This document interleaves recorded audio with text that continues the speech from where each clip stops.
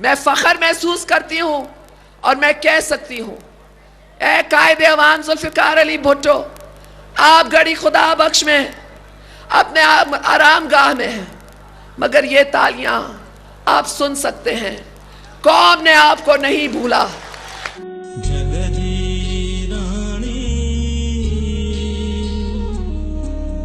सिंध जी न्याणी,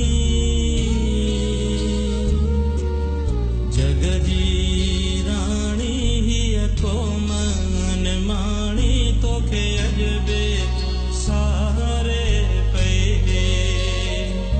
हम समझते हैं कि कुछ सियासतदान माँ धी ऐं हर रूप में बेनज़ीर। ॿ दफ़ा मुल्क पाकिस्तान जी वज़ीर आज़म, मुस्लिम दुनिया जी पहिरीं औरत वज़ीर आज़म रहंदड़ शहीद राणी मोहतरमा बेनज़ीर भुट्टो खे विछड़े 13 साल गुज़री विया। कंहिंखे इहा ख़बर न हुई त भुट्टो जी पिनकी हिकु ॾींहुं न सिर्फ़ु पाकिस्तान बल्कि इस्लामी दुनिया जी पहिरीं वज़ीर आज़म थींदी।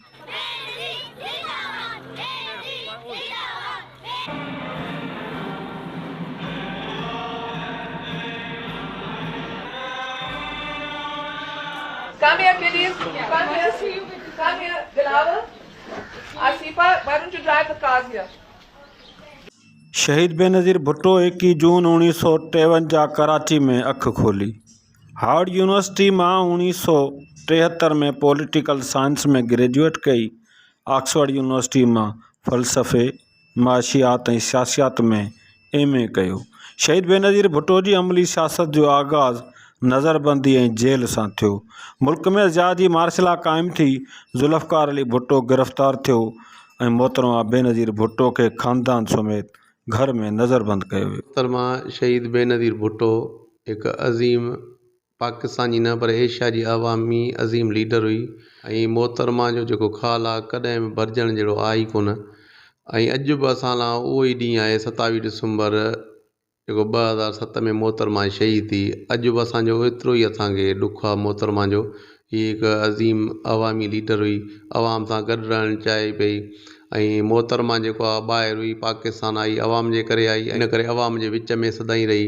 कराची वारो वाक़ियो ॾिठो तव्हां 18 अक्टूबर वारो, उन खां पोइ बि हिन इलेक्शन कैंपेन कई 2007 में 27 डिसंबर ते लियाकत बाग में मोहतरमा खे बेदर्दी सां शहीद कयो वियो हुयो। असां उन जे करे मोहतरमा बेनज़ीर भुट्टो खे ख़राज तहसीन पेश कयूं था। MRD जी तहरीक दौरान 1984 में शहीद राणी मोहतरमा बेनज़ीर भुट्टो खे जेल में आज़ादी मिली। जलावतनी बैदि 1986 में हू लाहौर पहुती त किरोड़े चाहींदड़नि संदसि शानदार इस्तक़बाल कयो। 1987 में अॻूणे सदर आसिफ अली ज़रदारी सां शादी थी। बेनज़ीर जाने वतन है, बेनज़ीर जाने वतन है, बेनज़ीर जाने वतन है, बेनज़ीर जाने वतन है, बेनज़ीर जाने वतन बुंजा जहन नाल सुपन है, बेनज़ीर जाने वतन बुंजा जहन नाल सुपन है, बेनज़ीर जाने वतन है, बेनज़ीर जाने वतन है।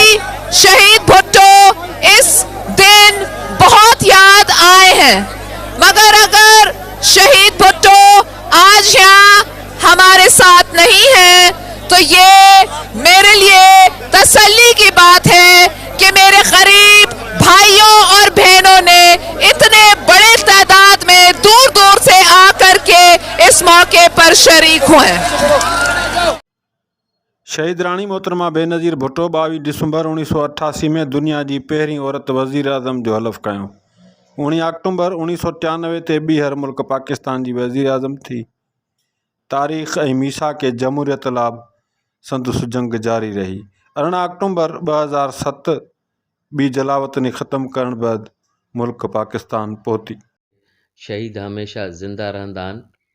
त शहीद ज़ुल्फ़िकार अली भुट्टो ऐं मोहतरमा बेनज़ीर साहिबा जेके हिन मुल्क लाइ या जेके हिन ख़िते लाइ कोशिशूं कयूं आहिनि उहे सदाईं यादि रहंदियूं। अक़ीदत जे हिसाब सां शहीद ज़ुल्फ़िकार अली भुट्टो ऐं मोहतरमा बेनज़ीर साहिबा जे उन्हनि क़बरुनि ते अचनि था, उते दुआऊं घुरनि था ऐं उहे हिकिड़ी अक़ीदत आहे। उन जॻह ते मुंहिंजो हाणे इस्लामाबाद वञण जो फैसल मस्जिद त उनजे भर में ज़ियाउल हक़ जी क़बर आहे। सभु ॿुहारी ॾियण वारा मूं ॾिठा, पर मूं को बि माण्हू, ऐं हुते अधु कलाकु बीठो हुउसि, त मूंखे हिकु बि माण्हू मूं न ॾिठो जंहिं को क़बर ते कुल पढ़िया हुजनि या दुआ घुरी हुजे। ही कोरोना जो जेको सिलसिलो हुयो, इन में मुंहिंजो वञणु थियो लाड़काणे। इन में अंदरां जॾहिं बंदि हुई पंहिंजो मज़ार, त माण्हू ॿाहिरि बि बीह उन्हनि दुआऊं घुरियूं पिए, ऐं सभिनी गेटनि ते पुलिस बीठी, हिकु हिकु ॿ ॿ चारि चारि माण्हू छॾियो पिए।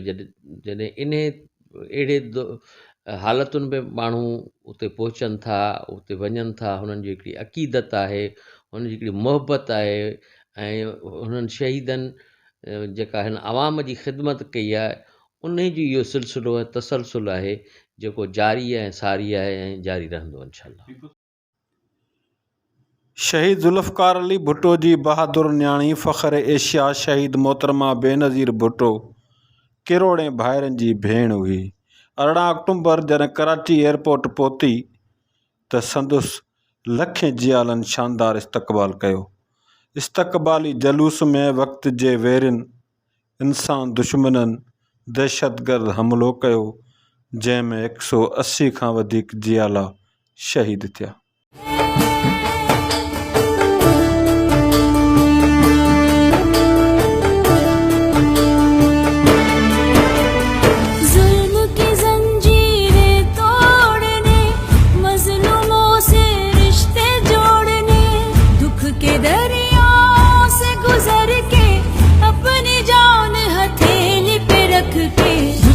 की बेटी आई थी और जान की नजर चढ़ाई थी।